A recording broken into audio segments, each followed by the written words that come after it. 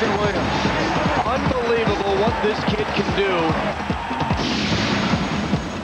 Finally to tie it up. Drop. But the stick back went from Paul Pierce. How about Paul Pierce? How about this guy, Vince Carter? Yeah, he's tough. He's real tough on the inside.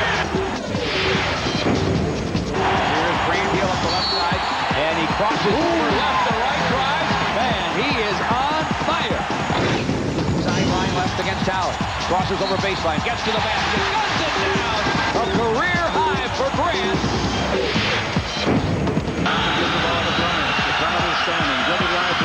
Slam, dunk, basket, counts, fouled on Steph. What a tremendous play by the kid. For the 76ers and their fans here at the First Union Center, life is good. Glenn Robinson at the buzzer! Glenn Robinson at the buzzer! And he drains it. Diving for the ball is Hawk, keeping it alive. Gary steps over the fallen body of Jameson, has the ball out of backcourt to Baker, on to Dale, into the lane, plays it up and in. Sensational play by the Sonics. With 3 seconds left, and the Houston Rockets have won their 4th in a row. Wow. Johnny Pippen as an afterthought, flipped one up from the hip. It went in. It counts for 3. Nothing but the bottom of the net. Stockton, stock drives to below, lay it up, slammed up into the tail. Kennedy's foul. What a play.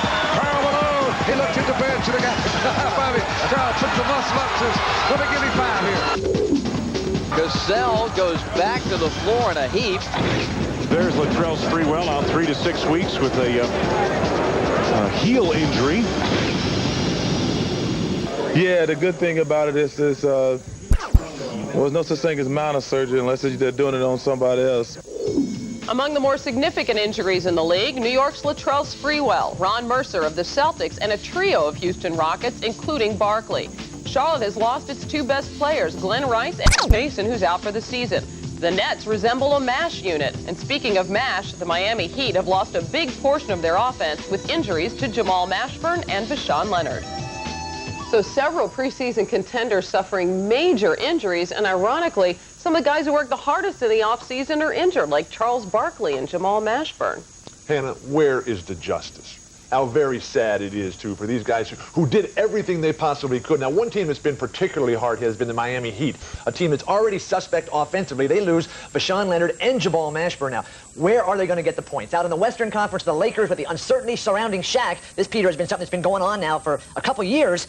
I don't care about Kobe Bryant and all the talent and the depth in the world. No Shaq in Los Angeles. They have absolutely 0 chance of winning the title. That's right, and his health is the reason that Jerry West did not make the trade for Glenn Rice, did not want to give up backup center Eldon Campbell and Eddie Jones, but certainly might revisit that when Rice's fractured contract, fractured elbow recovers. Well, Campbell played really well last year when Shaq was out. Did a nice job filling in. What about the balance of power in the East? How do the injuries affect things there? Well, I think it works out great for the Pacers. The only question mark for the Pacers right now is that small forward.